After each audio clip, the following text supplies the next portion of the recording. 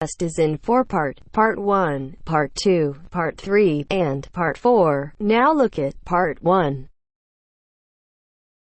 Part 1. Part 1.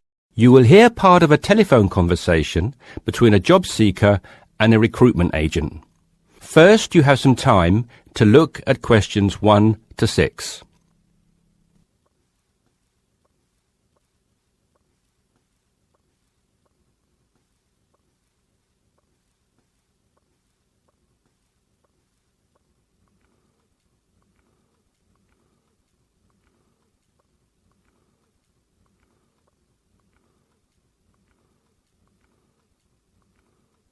You should answer the questions as you listen because you will not hear the recording a second time. Listen carefully and answer questions 1 to 6. Yes, so that's Janet Thompson. Would you like me to spell it? If you wouldn't mind, thank you. Just the surname, please. No problem. It's Thompson. Great. Now, Janet, before we go through the openings I have here in front of me, might I just take a few more details to complete your profile on my system? Of course. What would you like to know? Well, let's start with your email address, please. OK, janthompson@hort.net. I see. Is that Jan as in Jan? No, that wasn't available. I had to make do with Jann. Here, let me spell it for you again, just to be sure. JANNTHOMPSON@hort.net. Much obliged. And could I ask, do you have your referee details to hand? Yes, what do you need? I need one work reference and one character reference from a friend or colleague. OK, for a work reference, there's Jane Foote. She's my former boss at Bermuda Girls' School, head of English. OK. My personal referee is Monica Carbody. Mon and I have been best friends since we met in Bermuda in 1991, when she was Deputy Head of English under Mrs. Foote. Perfect. And you mentioned, of course, that you're an English teacher, but are there any additional subjects you're qualified to teach? Yes, I have a diploma in special needs, and I can also do history to GCSE level. Very good.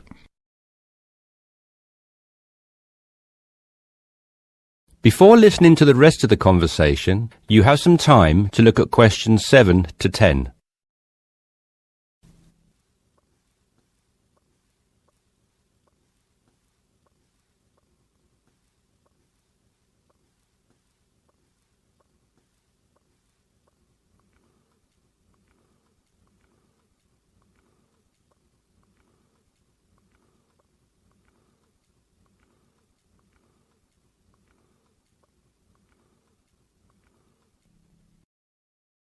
Now listen and answer questions 7 to 10. Do you think I stand a good chance of finding something? Oh, better than good. In fact, we have some positions we can offer you today. You see, it's not so difficult to find a temporary role. Tell you the truth, there are plenty of them around, but getting a permanent position will prove a little more trying, though. Would you be prepared to take up a position short-term? Of course, anything that pays. Excellent. Well, there are 3 positions that I can offer you right now. The first is a teacher of English in LaSalle School. I'm sure you know it, right in the city centre. Yes, near where I live, actually. Even better. Well, it's a 6-month contract, and the very attractive thing about this role is that the head of English at LaSalle will, if she's satisfied with your performance after 6 months, offer to make you a permanent member of staff. Wow, that's food for thought. It certainly is, bearing in mind what I said before about how hard it is to find a permanent role. The second position I have to offer you is in a school near Chelsea. It's called the Chelsea Free School. Are you familiar? I can't say that I've heard of it. Well, this contract is for 1 year, which is a lot better, looking at it from a short-term job security perspective, than the first role I mentioned. But you also have to realise that you are a temporary replacement for a female teacher who has taken maternity leave. There is no prospect of the position being made permanent. I see. I have one other vacancy at the minute, though I doubt you'll find it quite so appealing. It's situated in rural Cambridgeshire. I'll spell that just in case you want to take it down.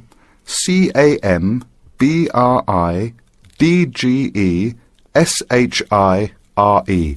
And the school simply goes by the name Cambridge, though it's not in any way related to the other more well-known establishment of the same name. I was just going to ask that. What a lovely location, though, eh? Yes, but there's a catch. It's only a 6-week contract to cover for someone on extended sick leave. I see. Well, I guess that's ruled out then. What sort of salary can I... That is the end of part 1. You now have half a minute to check your answers.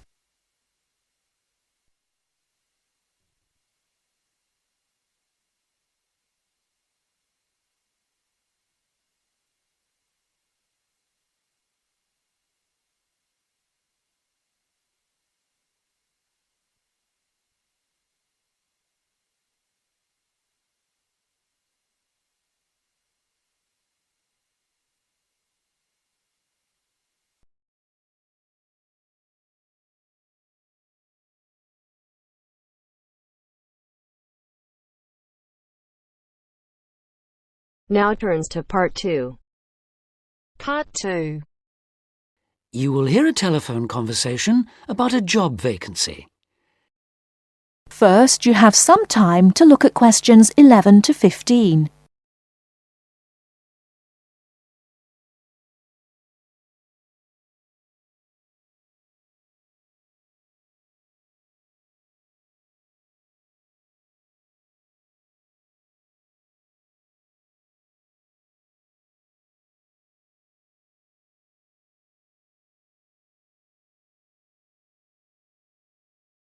Now, listen carefully and answer questions 11 to 15.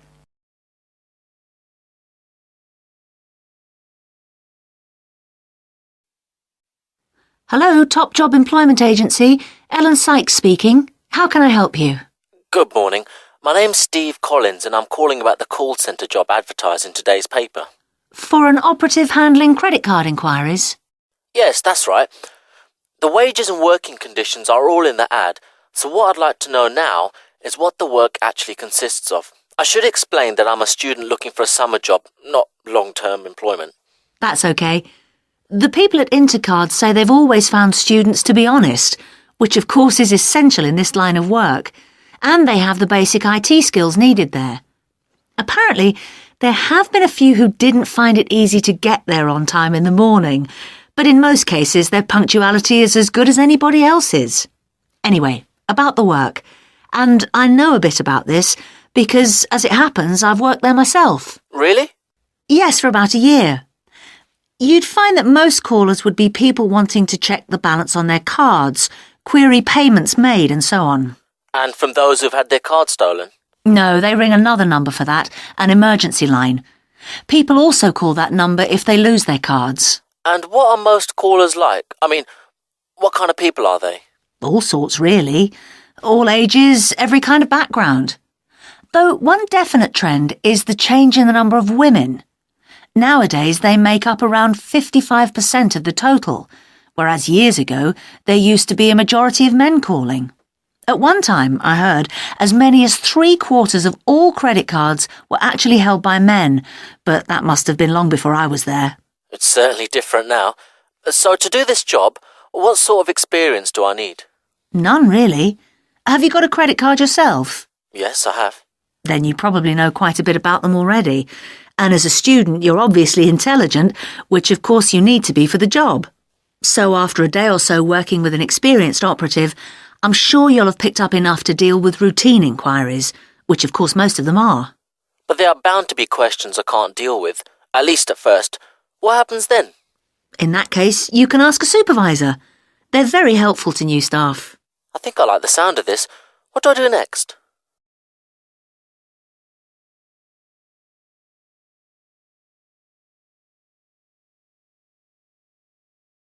Before you hear the rest of the talk, you have some time to look at questions 16 to 20.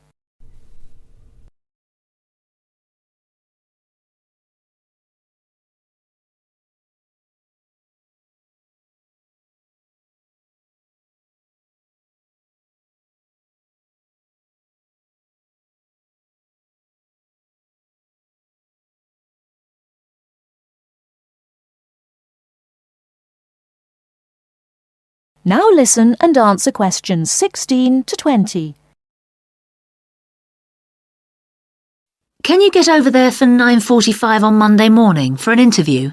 Definitely, yes. Whereabouts are they? In Riverside Business Park. Do you know it? Yes, I've been there once. How do you usually travel? By bus. Right. So you take either the 136 or 137 to the bus station, and when you come out of there, you turn right. Along Orchard Road, that is. The road from the railway station? Yes, that's right. You go past the petrol station next to the car dealers, then carry on down the road. Do I take the first left at the main car park?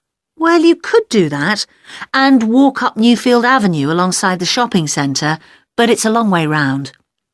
I'd suggest continuing along Orchard Road with the water company and then the insurance offices on your right. They used to be local government offices, by the way. Yes, I remember those.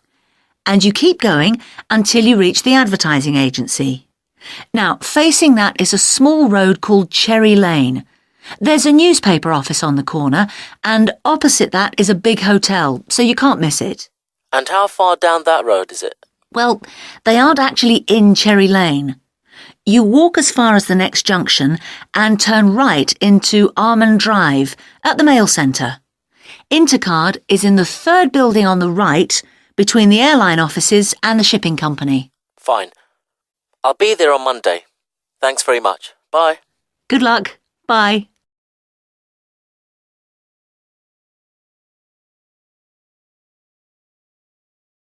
That is the end of part 2. You now have half a minute to check your answers.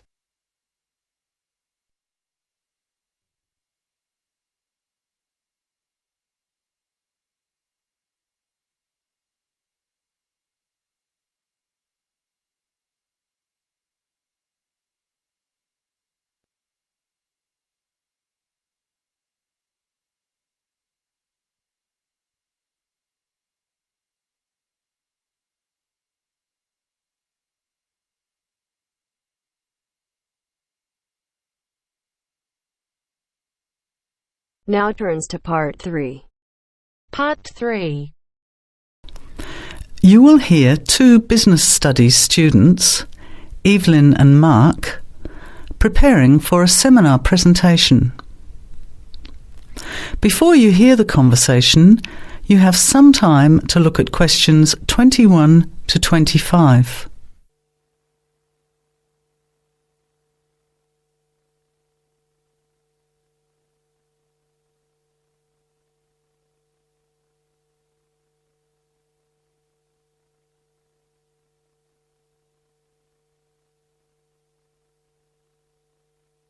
Well, I think the marketing of food would be a good topic. I read a very interesting article the other day about the Canadian food market. I suppose everybody's interested in food, even if it's trying not to eat. Why Canada?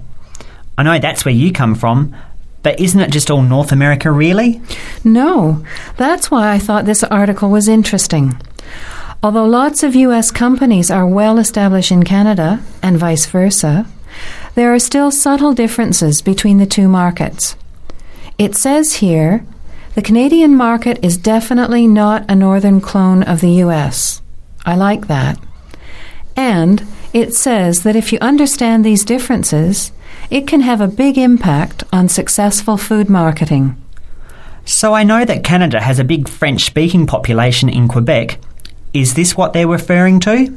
Not only French and English speakers, there are many different ethnic groups in Canada. It's really quite multicultural. For example, Toronto has large Asian and Italian populations, and Vancouver's got a large Asian population too. And because Canada's population is small, these groups make quite an impact, introducing new styles of cooking. So you can see lots of unfamiliar vegetables and things in the markets, and new restaurants are opening every day. It's great if you love trying out new foods, as many people do. Which kinds of food are becoming popular? Well, some Asian food, I'd say, has been popular for quite a while, like Chinese. But now, Southeast Asian restaurants are becoming very fashionable. Then there's Mediterranean, of course, such as Greek, Italian, and so on. but Caribbean and Mexican food is really taking off among young people these days. So, are the supermarkets starting to stock the ingredients that are needed to prepare these foods at home? You know, all those unusual condiments and sauces. Yes, that's right. It's quite interesting going to the supermarket, isn't it? And noticing how they're introducing sections for foods of different nationalities. You can buy quite exotic products locally these days. The article mentioned that 80% of the Canadian retail market is controlled by 8 major national supermarket chains, so that when they introduce changes, they can happen quite rapidly. OK. Well, how are we going to organise this seminar then? I made some notes on the trends in the Canadian market, about changing tastes, and also patterns for where food is consumed. I thought maybe we could summarize it into a chart or table and maybe use the overhead projector to present it. Good idea. Maybe I could have a look for similar trends and tastes in Australia and the UK for comparison. Let's have a look at what you found. Before the conversation continues, you have some time to look at questions 26 to 30.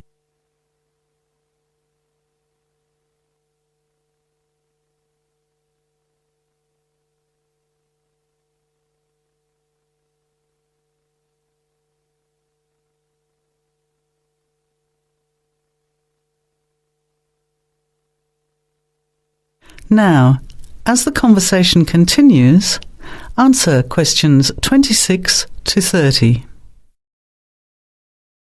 The most significant trend, it seemed to me, was that Canadians are definitely interested in healthy food. For example, did you know that salads are the 3rd most commonly eaten food in Canadian restaurants? Really? What about organic food then? Is that becoming more popular? Yes, it's definitely moving into the mainstream compared to a few years ago. And a recent survey showed that 4 out of 5 shoppers said that they check the fat and nutritional information on the packet when they're deciding what to buy. What other trends did you find out? There's one change I noticed straight away when I was home last year in the meat department. You know, here the meat packaging says rump steak or 4-quarter chops and so on. Well, they discovered that most consumers these days didn't know what to do with these roasts and rounds and ribs.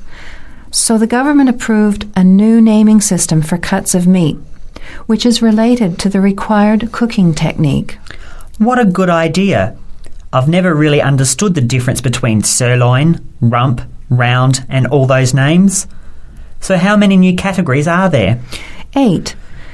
There are 3 kinds of steak, for grilling, for marinating, and for simmering. And then there's what they call quick-serve beef, for stir-fries, I suppose. And premium oven roast, pot roast, and stewing beef. It's a great idea, isn't it? I hope it catches on here. I agree.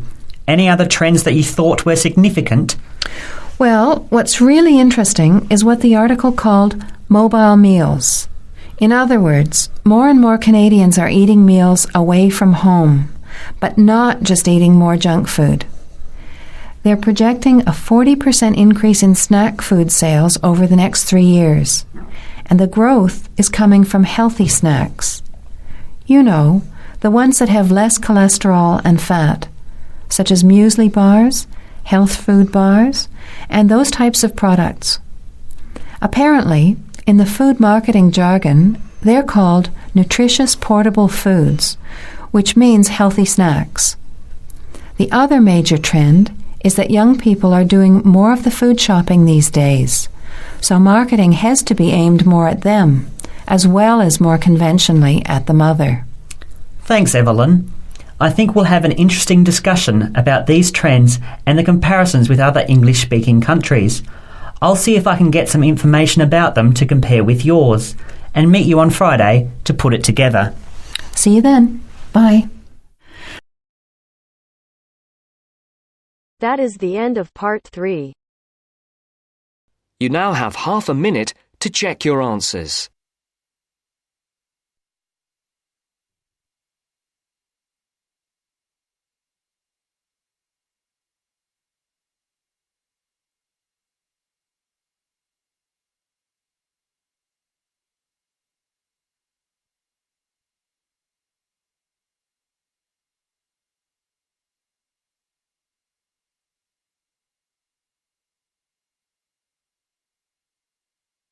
Now turns to Part 4. Part 4. You will hear a wildlife expert giving a talk to a group of bird lovers in the UK about a species called the tawny owl. Before you listen, you have some time to look at questions 31 to 40.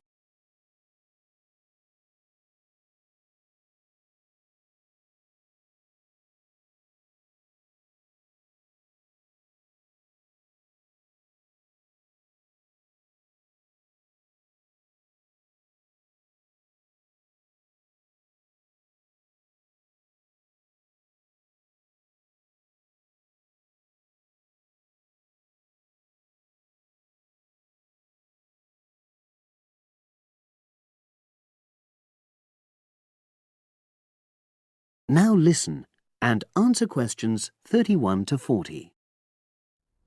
Good evening, everyone. You're all likely to be familiar with pictures of the tawny owl. Because of all the owl species in the UK, it's actually the most common one. But the chances are that you're more likely to have heard one than actually seen one, as it's also strongly nocturnal. This means that it normally ventures out at night. So, what kind of habitat does the tawny owl prefer? Well, a survey carried out in the 1980s confirmed that this owl is most likely to be found in woodland. If you look at a map of tawny owl distribution across Britain, you'll only see gaps in the treeless marshy areas of eastern England and in some of the more upland parts of northwest Scotland. However, you can sometimes find populations of tawny owls in urban areas too, either in parks or in large gardens. The tawny owl shows some obvious adaptations to its natural habitat. For example, both its wings and its tail are short, which helps it to maneuver through the trees. Also, the bird's plumage is a mixture of brown and grey, and this provides suitable camouflage for when the owl perches up against a tree trunk. Then there are its large eyes. The tawny owl's visual capacities are considerably better than those of humans, and although it can't see in complete darkness, it's sufficiently well equipped to be able to navigate its way around woodland on all but the most overcast nights. Another factor that contributes to the tawny owl's success as a hunter is its excellent memory of the layout of different areas. If you combine this ability with the owl's strongly territorial and sedentary nature, most populations of tawny owl are sit-and-wait predators, you realize that it has a good opportunity to predict where prey might be found. Finally, as well as having large eyes, the owl's sense of hearing is excellent, and this helps it to locate potential prey as it sits on its perch.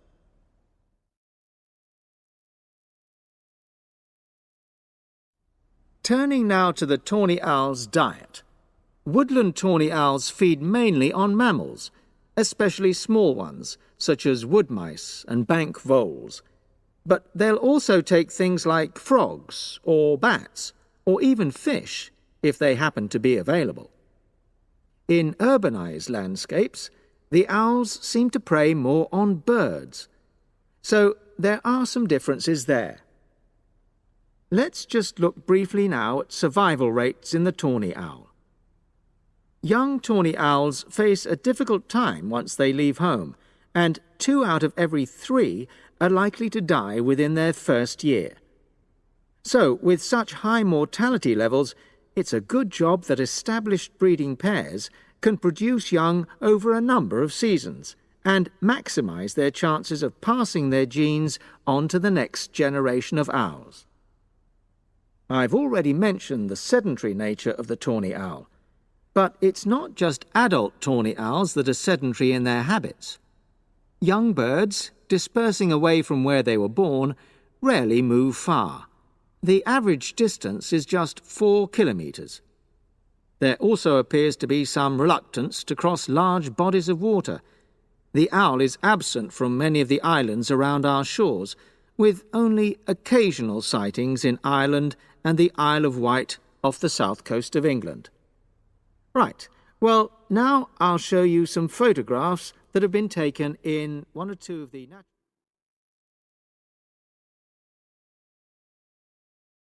That is the end of part 4. You now have half a minute to check your answers.